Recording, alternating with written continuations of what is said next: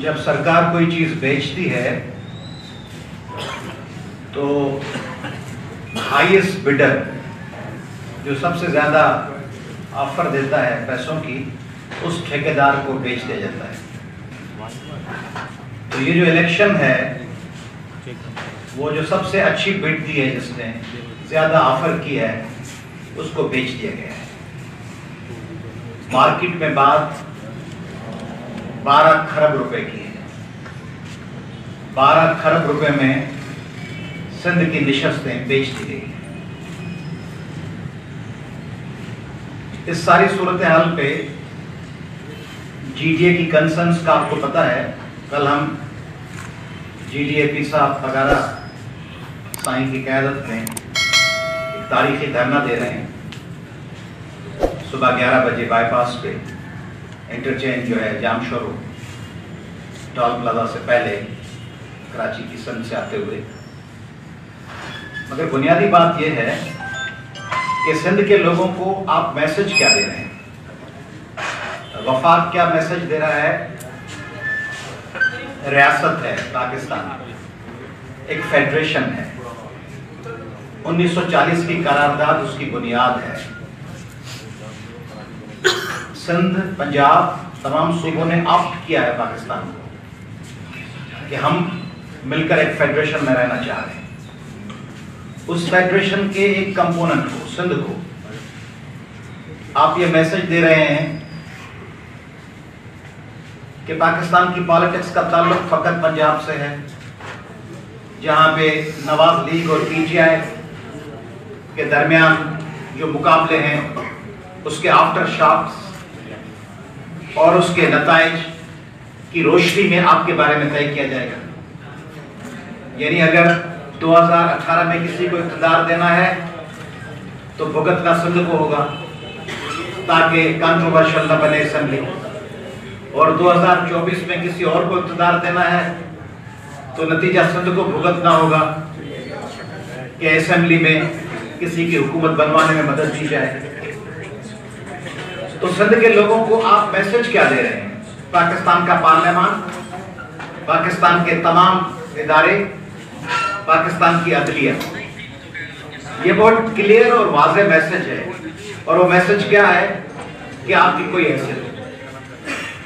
यानी सिंध को आप बता रहे हैं कि आपकी कोई हैसियत नहीं, सिंध के 7 करोड़ लोगों की कोई हैसियत नहीं, वोटर्स की कोई हैसियत नहीं। हम जिसे चाहें इक़्तिदार में लाने के लिए, उसके लिए आपको मैदान में उतारेंगे, आपके नताइज खरीदेंगे और नताइज बेचेंगे, और मरकज में हुकूमत साजी के लिए आप बली के बकरे हैं, कुर्बानी के भेंट चढ़ा दिए जाएंगे। इसके नताइज क्या निकलेंगे? मैं सिर्फ ये सोच रहा हूं, और जीडीए की क़यादत सिर्फ ये सोच रही है, जैसे पीर साहब ने प्रेस कॉन्फ्रेंस में भी कहा 12 तारीख को, हम सिर्फ ये सोच रहे हैं कि क्या पाकिस्तान में आप इस सिमत में ले जाना चाहते हैं मुल्क को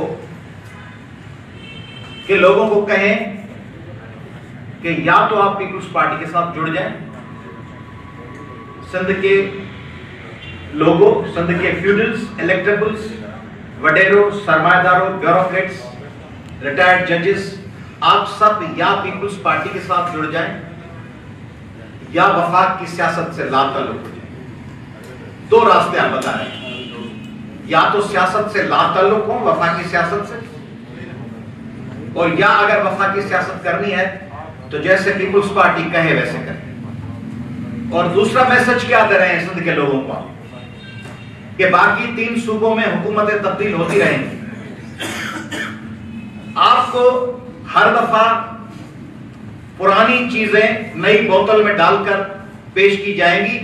नया इलेक्शन होगा, बाटल होगा, बाटल का उन्वान होगा 2013, 18, 24, अंदर सामान वही पड़ा होगा, और उस सामान के लिए सिंध के तमाम लोगों को एक और मैसेज दे रहे हैं ब्यूरोक्रेसी को। ये आरओज या डीआरओज या जजेस या तमाम अफसरशाही पीपुल्स पार्टी के कहने पे क्यों चलती है?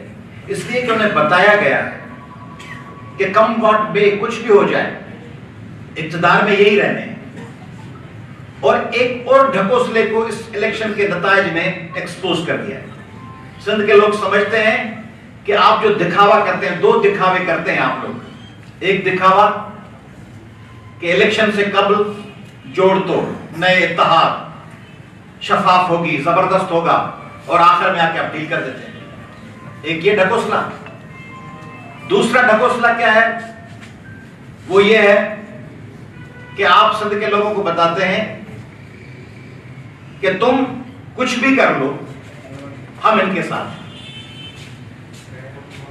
तुम किसी हद तक भी जाओ, हम पीपुल्स पार्टी के साथ हैं, और इनको हमने खुली छूट दे रखी है। हर पोलिंग स्टेशन के बाहर सिंध में घोटकी से लेकर छठा तक, कराची तक हमारे जीडीए के कैंडिडेट्स ने सेंसिटिव पोलिंग स्टेशंस की लिस्ट दी थी। वो जो हमने दी थी उन पे एक एक पुलिस वाला बेचारों ने ढीली पैंट पहनी हुई, हजारबंद डाला हुआ बेल्ट की जगह, वो सिपाही डंडा लेके पोलिंग स्टेशन के बाहर बैठा हुआ है। वो बाल हालात में, उसके नाम भी अजीब थे, लाहौती ट्राइब, वो बैठा हुआ है। वो कह रहा है मुझे कुछ पता नहीं है, मुझे कहा गया मुदाखलत मत करें। और जो हमारे खिलाफ, जहां उनको यकीन था कि हम पोलिंग जीतेंगे, वहां बड़ी तादाद में लोगों को डराने धमकाने के लिए बड़े गश्त होते रहे। तो ये तो खुद तो नहीं हुआ ना, ये एक मंसूबे के तहत किया गया। तो इस मंसूबे में सिंध के लोग अब दीवार से लग चुके हैं, दीवार से लगाना चाहते हैं, तो या बिस्मिल्लाह, इसके नतायज फेडरेशन के लिए खतरनाक निकलेंगे। इसलिए हम इस्तदा लेके आए। जैसे पीर साहब ने उस दिन कहा कि ये एंटी स्टेट इलेक्शंस हैं, वफाक और रियासत दुश्मन इलेक्शंस हैं। इन इलेक्शंस के नतीजे में सबसे ज्यादा सफर सिंध के लोग नहीं करेंगे, सबसे ज्यादा सफर वफाक पाकिस्तान करेगा और रियासत पाकिस्तान करेगी। लोगों का एतमाद उठ जाएगा। 70 में हम एक दफा पहले एतमाद उठा चुके हैं, जब हमने बंगालियों को दीवार से लगाया और उनकी जीती हुई निशस्तें उनसे छीनकर उनको धकेल कर दूर कर दिया। क्या यही हशर हम दोहराना चाह रहे हैं? और किस लिए कर रहे हैं? क्या कोई आलमी एजेंडा है, इंटरनेशनल कोई एजेंडा है कि पाकिस्तान को डिस्टेबलाइज करना है और हम गलती से उनके हाथों में खेल रहे हैं?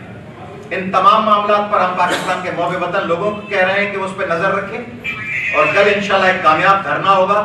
और वो धरना आगाज होगा, वो एक धरना कोई आखिरी कदम नहीं है। उसके बाद पीर साहब की क़यादत में, जीडीए की क़यादत में पूरे सिंध को बल्कि पूरे मुल्क को मोबिलाइज किया जाएगा। शुक्रिया। मजीद खबरों और अपडेट के लिए जोत न्यूज़ को लाइक करें, सब्सक्राइब करें, कमेंट सेक्शन में अपनी राय का इजहार जरूर करें। अल्लाह हाफिज।